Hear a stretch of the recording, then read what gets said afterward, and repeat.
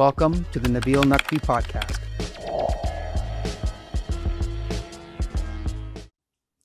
Okay, welcome everyone to episode number 4 of the Nabeel Naqvi podcast.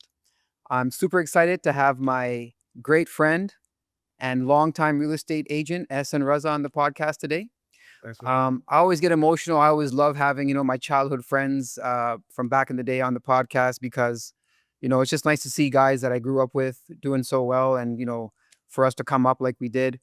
I feel like, sometimes the older generation doesn't, pay that forward and, we have to kind of find our own way. Yeah. And we really did. So it's just amazing to have you here and to be on the stage. It's amazing.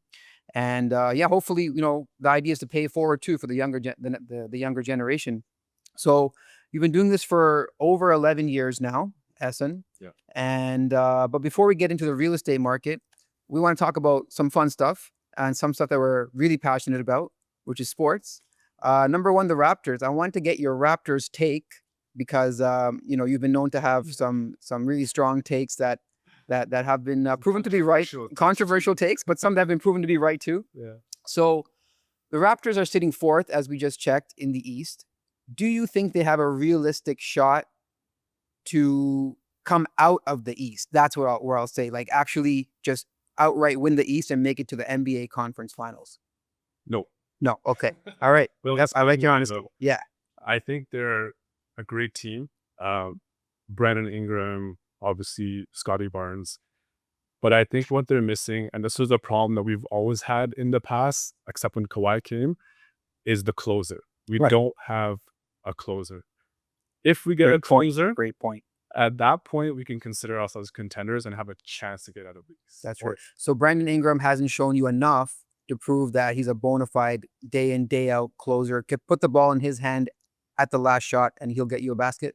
He's not that Kawhi level player for you. Yeah. I mean, he's great. He's a great. I think he's an all-star. He's an all-star, no doubt. Yeah. And he plays up to his potential, which I think is great.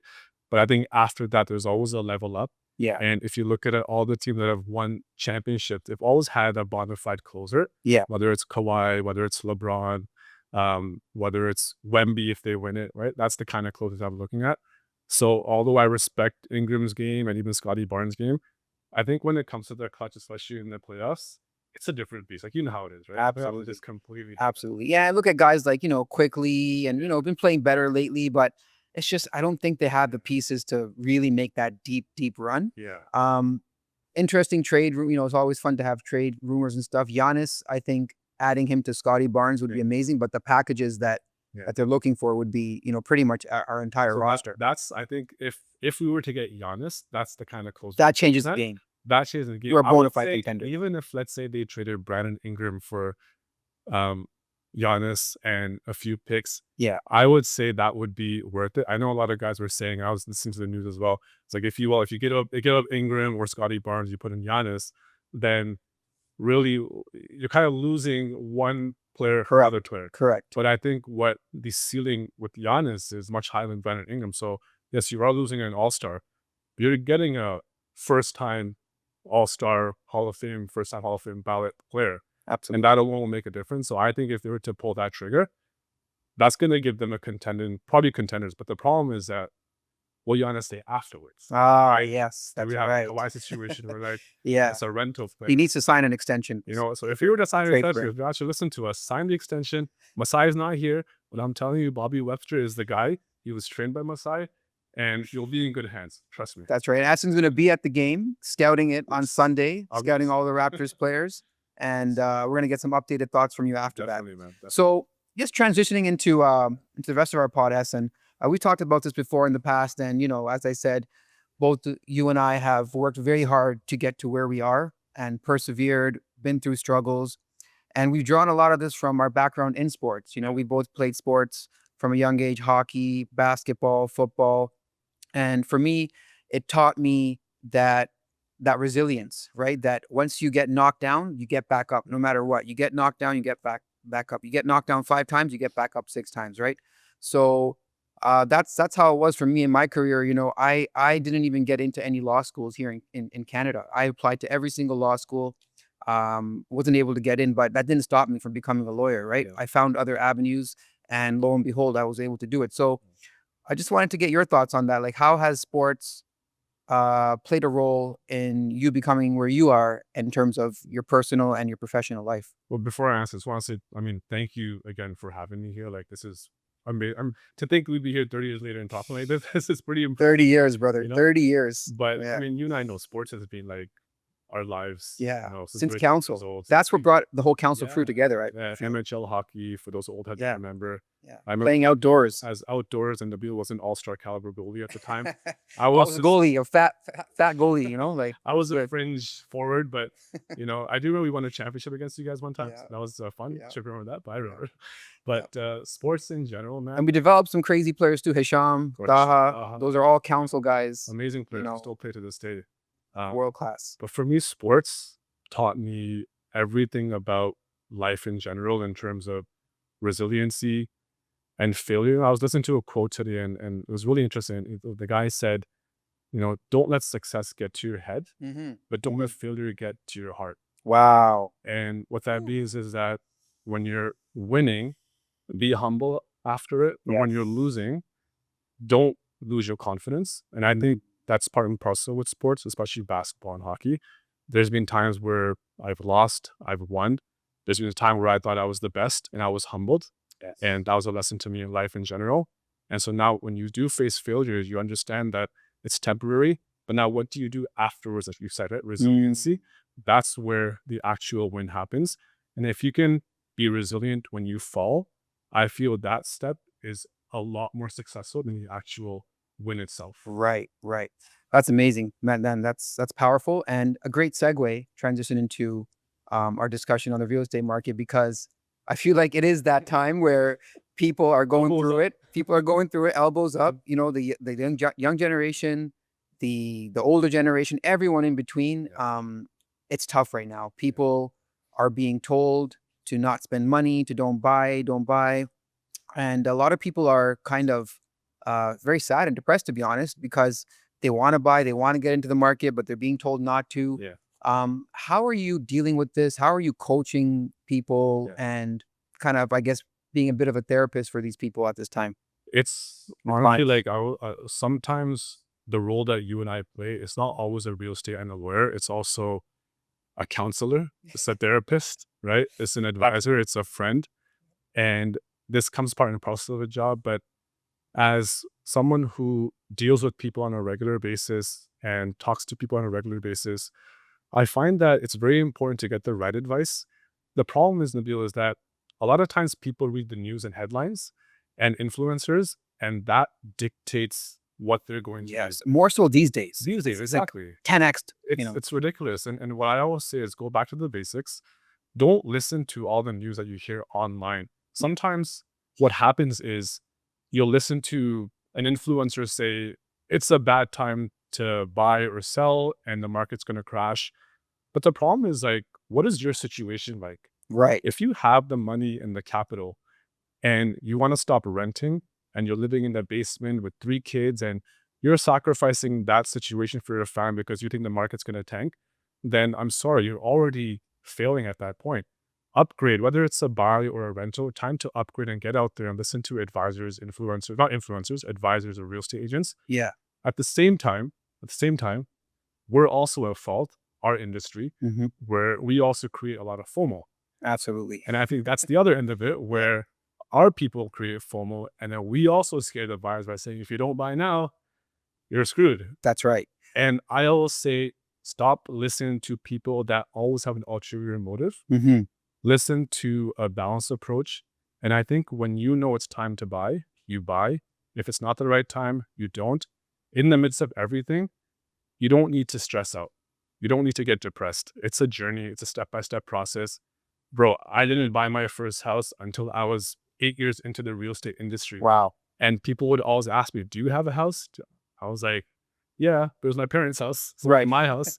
So even for me, even for you, everybody has their own journey. But when you get to that step, always advise my clients, talk to people like us and someone who has a very objective viewpoint, not an ulterior motive, unfortunately. Absolutely. And on the social media point, I'll just make this last point before we take a quick break, Yeah. that it's really easy to create like a silo where you've just curated a feed of people that just have the same opinions Yep. over and over again, and that's all you're seeing. Exactly. So we're going to take a quick break and then come right back. Hey, everybody. The Nabeel Naqvi podcast is brought to you by Affinity Law, my law firm.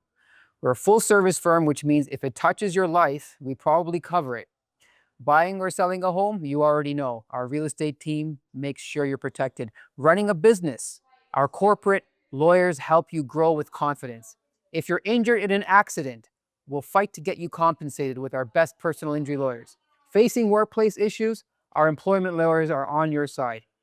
Planning for the future or moving to Canada, wills, estates, immigration, we have you covered every step of the way.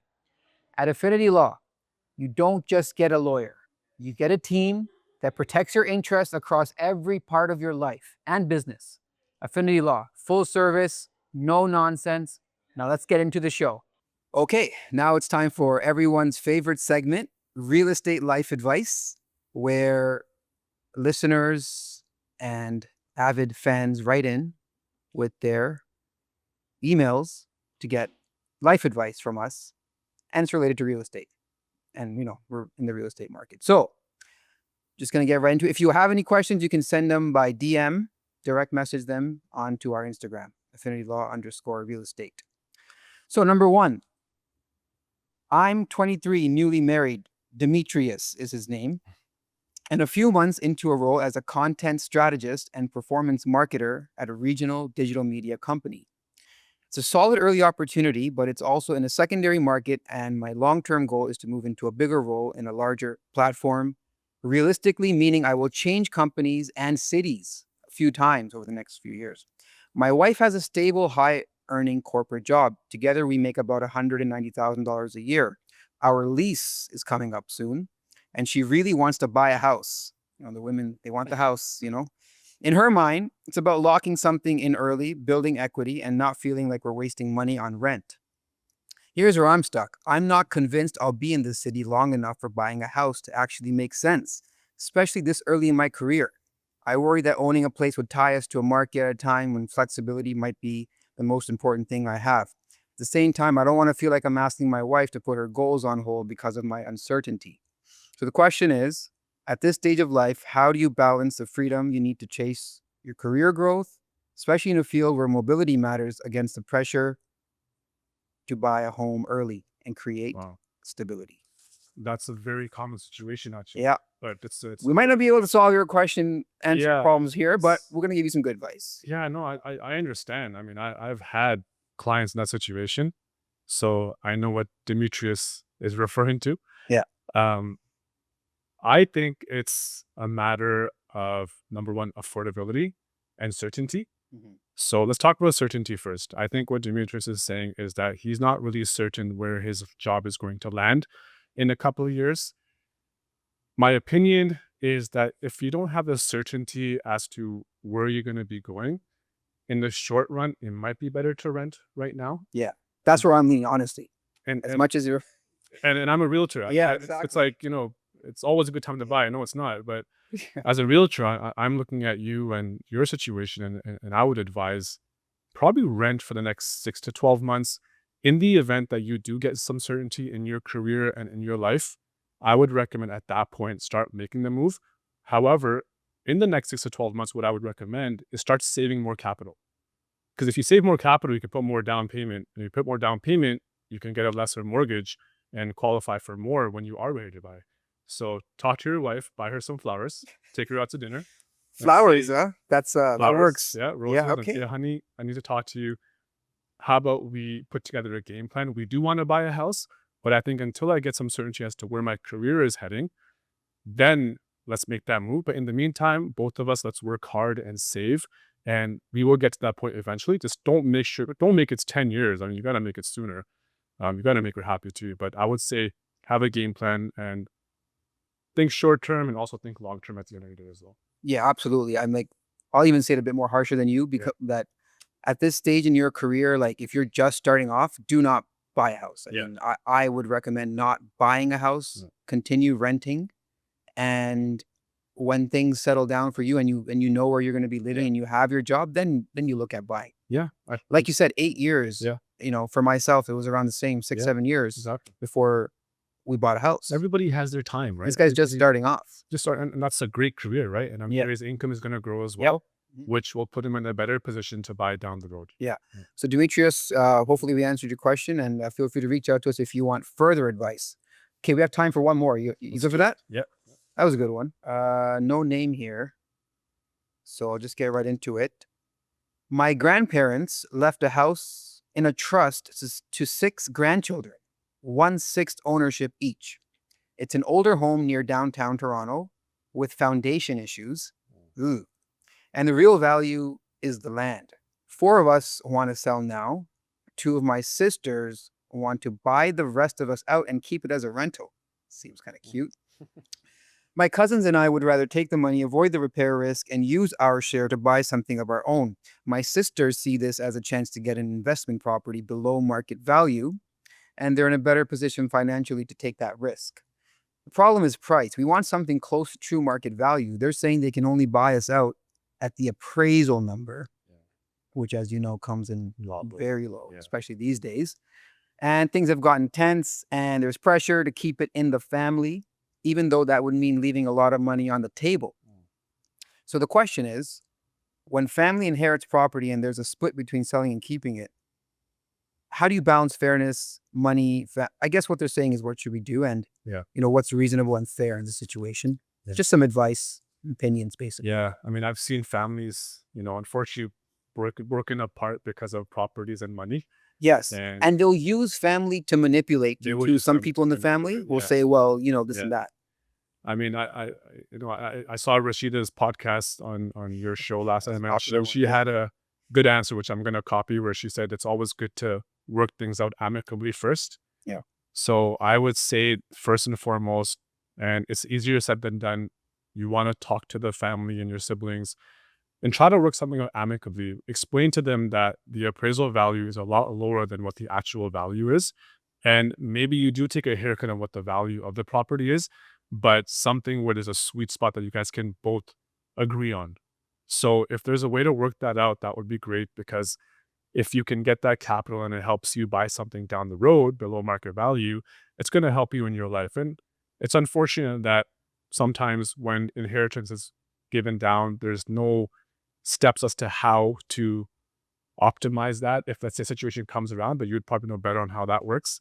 Right. But I think an amicable solution, working together, talking to each other, I find that people get very emotional and very angry at little things. So let your ego aside and talk and have a conversation, a fruitful conversation. You'd be surprised as to what can be done in that situation and what you can actually accomplish. The problem is that we get our egos in the way. Yes. And we want everything for ourselves. And emotions. Put your egos away, come to the table. And a lot of deals have been made when egos are set aside and you're in a good spot with your family. Yeah, exactly. I mean, so it looks like, 2 of them want to buy the rest of them out. So I guess, they need to be a bit more reasonable and understand that not everyone's in the same situation. Exactly. And then for them to use like, it's got to keep it in the family. Like, that's also something that people use, like I said, to just kind of, get what they want, basically, essentially, at the end of the day, right? So to the person writing in, I think you have to look out also for your own situation. At the same time, there's 6 people involved. Yeah. So I think Ahsan made it clear that everyone has to come to the table, put the egos aside, and actually work out a situation. Otherwise, I've seen these properties get tied up in court. And then what happens is that all the money that you would have made from the property is actually gone to lawyers. Right. It's good for the lawyers, but it's not good for the people involved. Yeah. And nobody wins, right? And then nobody wins. Yeah. Except the lawyers. So that's great. Yeah, that's awesome. So I think that's it. Ahsan, again, thanks so much for coming on. First of many. This is like, we're gonna have like, a series moving forward, and we'll get you on over the next few years. I appreciate it. Thanks for having me on. Usually I'm on the host side, so it's a pleasure to be the guest. That's right. And I've seen your videos online as well. They're funny as heck. So keep doing them. And I've always enjoyed working with you. And really, Nabeel is a professional to the T. And I'm so thankful for our friendship, bro. Thank you so Appreciate it. much. Yeah. Also want to shout out the great people at Digital Dash, Surfraz Kara in particular. They're the ones who produce this podcast. We have a brand new studio now. Nice. Essen's the first one to be here, and this is where we're going to be filming out of. So definitely holler, as the kids say, at Digital Dash if you have any podcast, if you want your podcast to look nice like mine, basically. All right, that's a wrap.